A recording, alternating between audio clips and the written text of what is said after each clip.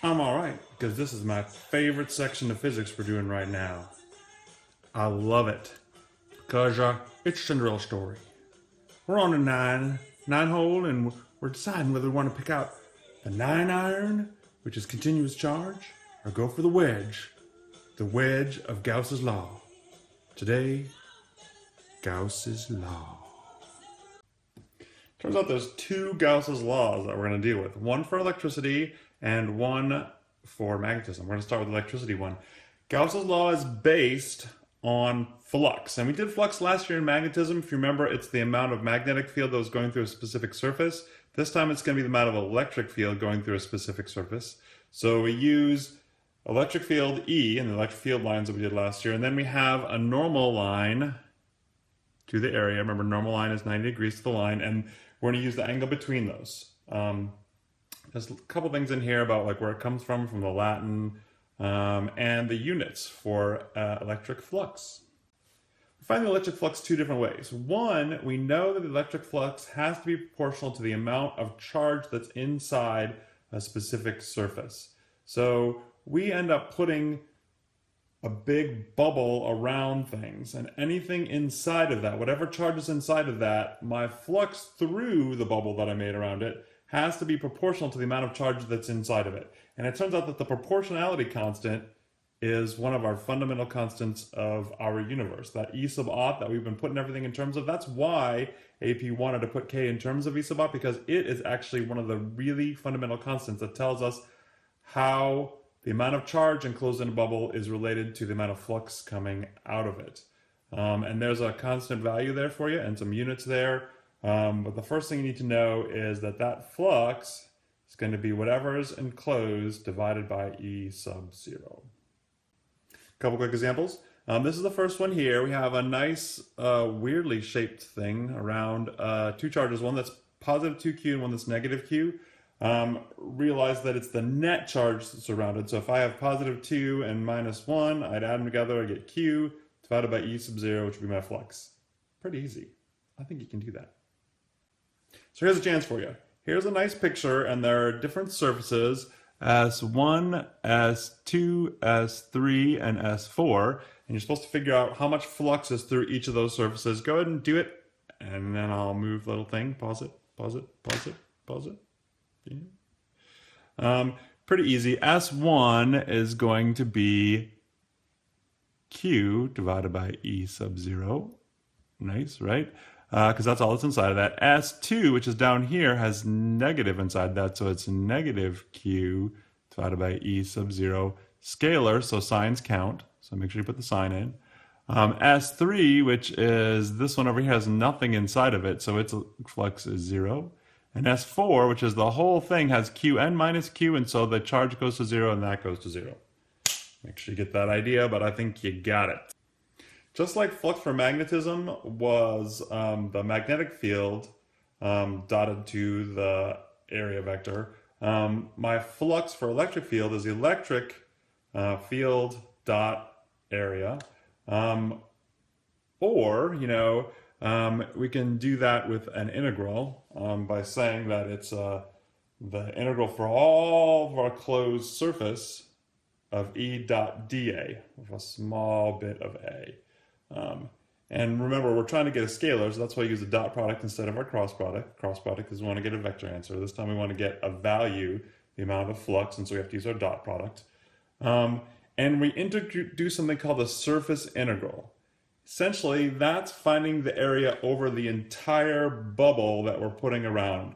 And that sounds a little difficult, but we are going to be smart about our bubble. Wait till we get there. So that we make it super, super, super easy. Notice that the small bit of A is normal to my surface. And so if I have a surface like that, I would take a line, tangent, and I'd be normal to that tangent.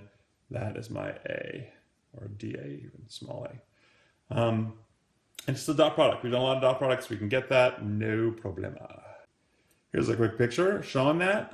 We have a charge inside a surface. This is our surface all the way around. We take a tiny patch of area out there, and then we know the electric field goes straight out from that charge. That's my E. And then an N is usually going to be a unit vector pointing exactly 90 degrees to my surface. So a little n is the direction of my small bit of area, and the theta that I use in my cross product is the angle between those two.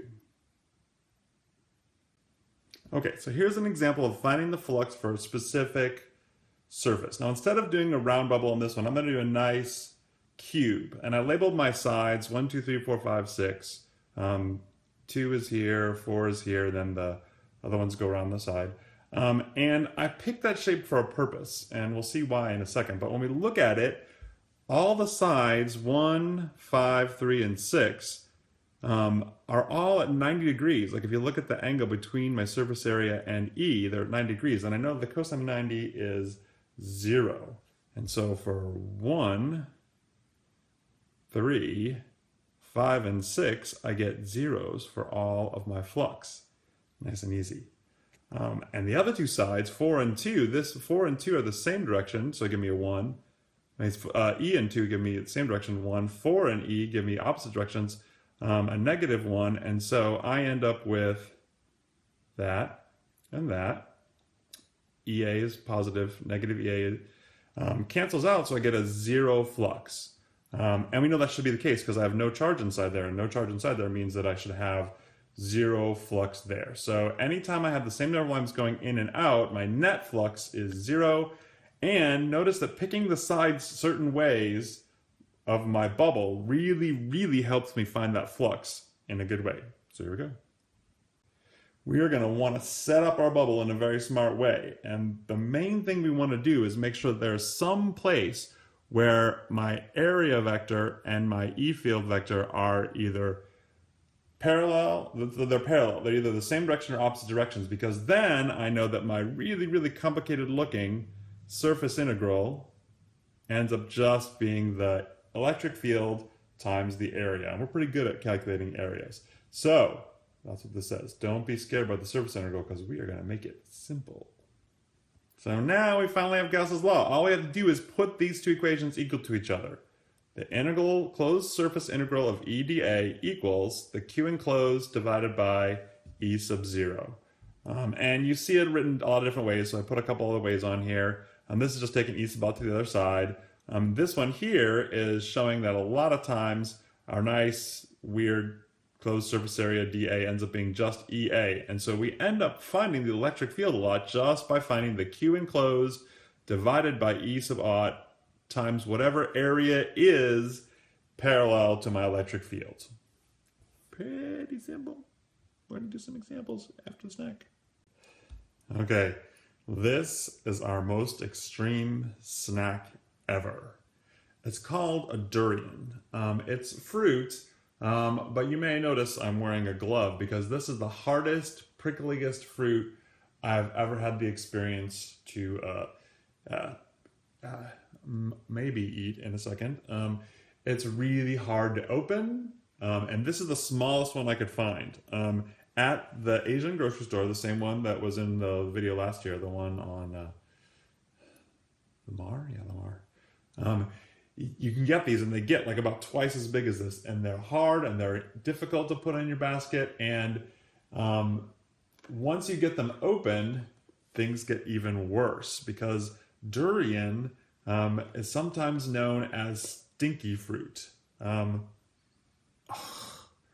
When you open it, it smells awful. Like just, I can't tell you how bad this is. But it's supposed to be sweet when you actually eat it. Okay, I'm going to go open it up. We'll try it. Oh, this is awful.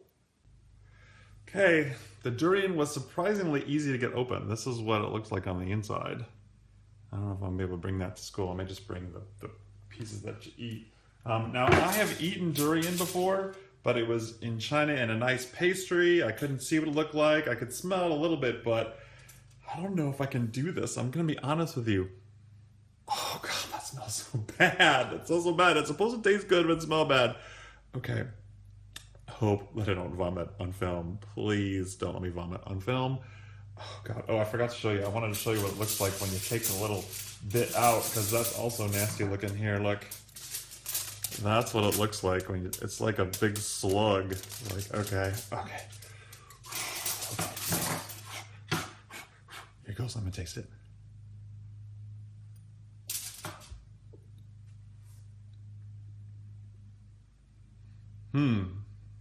It's a little slimy, but once you get it in your mouth, taste is still really bad.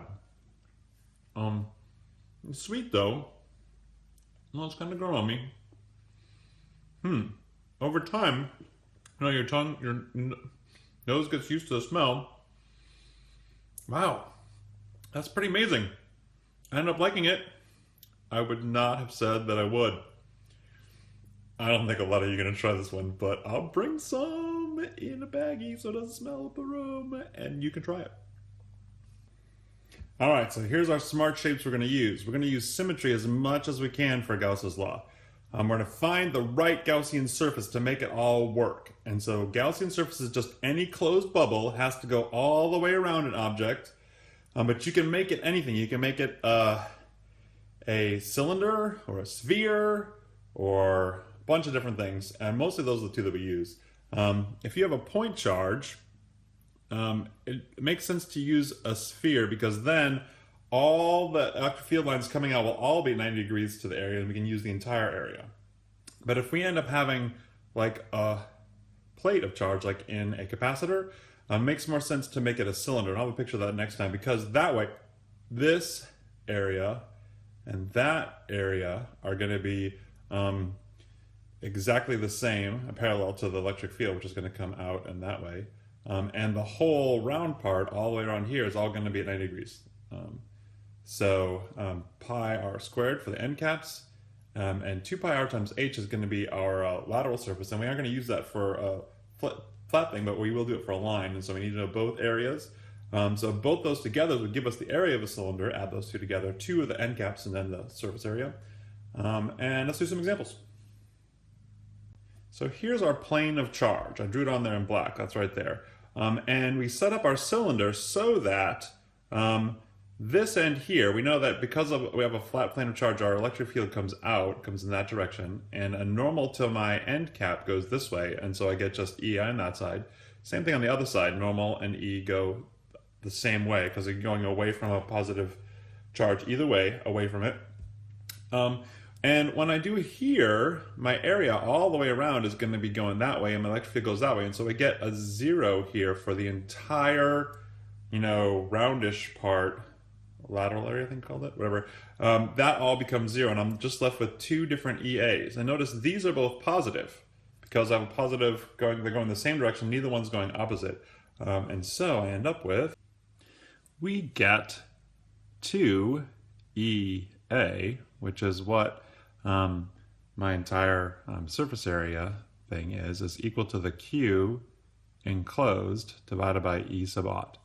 Now, we know that this is a 2-dimensional shape, and so we know we have a surface charge density which is equal to Q over A. So if we want to find how much Q is enclosed, we say that the Q is equal to the surface charge density times the area. And when we do that, we get 2 EA equals surface area A over E sub 0, and my A's cancel. And so I get that the electric field is equal to whatever my surface charge density is divided by 2 E sub 0. That's the electric field created by essentially an infinite charge sheet. And this should be familiar to you because that's the exact same thing we got when we were doing continuous charge. But notice how much easier it is this time. We just took like 3 equations, put them together. We had a weird little surface area thing that we had to get through and pick a good shape for, but the actual math is super simple to get the exact same answer. So then we want to apply this to a capacitor, right? So if we have a blue positive plate capacitor over here, creates the electric field lines that are in blue dotted, going this way and that way. Then we have a negative plate over here, creating the red lines, and the red lines go towards negative. Notice that in the middle, I get 2 times sigma over 2, and so I get just sigma over E sub aught in the middle. And on this side and that side, the infinite electric fields cancel. So that's why we get no electric field on the outside of a capacitor, because of Gauss's law, or continuous charge, whichever one you want to use. But we're going to use Gauss's law now because it's much easier. This is a little graph of electric field versus position. Notice we get E sigma divided by E sub naught and 0 on the outside. When we do Gauss's law for a point charge, we pick a nice spherical shape, and that means my Q enclosed divided by E sub naught gives me this, and that means that my surface area now is just going to be 4 pi r squared, which is my area of a sphere.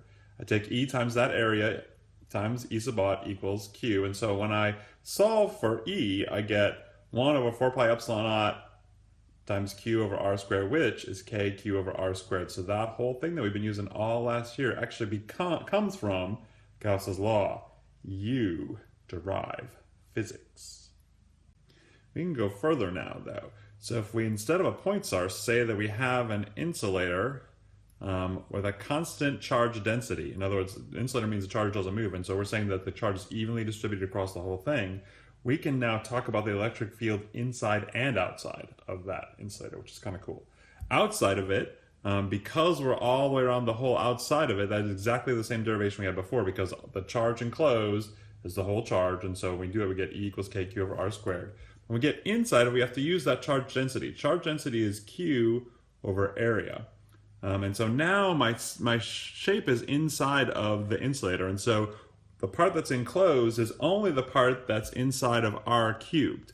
And so my Q enclosed over the area enclosed is going to be equal to the total charge over the total area, because the charge density is constant. So when I do that, my 4/3 pi things cancel, and I get that the Q enclosed is Q over R cubes times whatever little r I have inside of that. And so then I plug that in for the Q enclosed into Gauss's law, and my E times the area is again the sphere shape thing, because the shape that I pick is a sphere. And when I do that, this r squared cancels with that, leaving me just with an r. So when I solve for electric field, it's proportional, with all constants there, to whatever radius I is, how far out from the center I am when I'm finding that electric field. So it turns out that my electric field inside of a evenly distributed charge insulator goes up linearly while I'm inside of it, and then falls off as r squared outside of it. So I get this nice picture, and I know now what happens to the electric field inside of something, not just outside of it. Because we have Gauss's law, we know how to do charge densities, and we know how to do nice surface areas. Gauss's law for a infinitely long line of charge is kind of like the opposite of that nice infinite plane, because now my E and my A are perpendicular on the end caps, and they're parallel all the way around the nice area that's pi r squared times the length. And so when I do my Gauss's law for that, I again take a charge density. This time it's going to be the linear charge density times the length for the Q enclosed.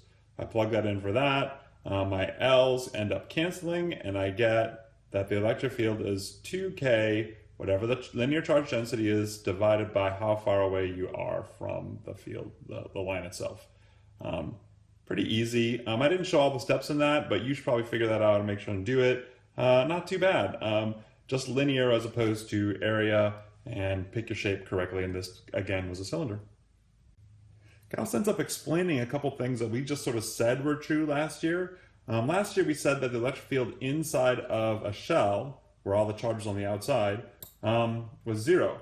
And now we can prove that, because if you have a shell, all the charges on the outside, you make a shape that's on the inside, there's no charge inside of that. And so that means that the electric field has to be 0, because the Q enclosed is 0.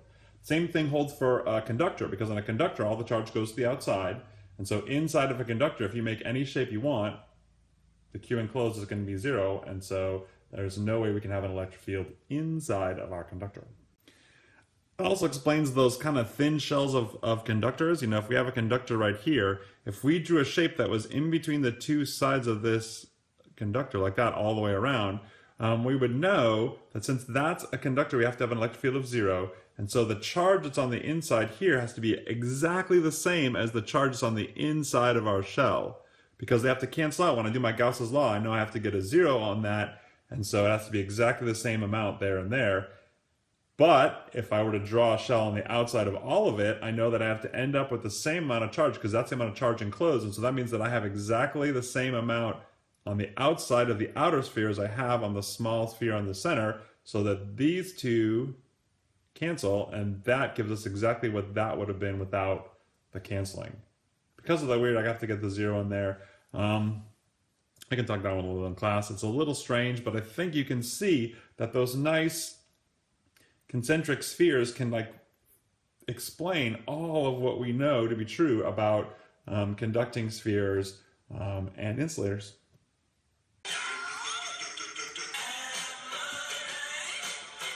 All right, you are all right now too. I want you to go off, hit that quest hard. Think about hitting the ball exactly. Sorry, hitting the problem exactly so it goes.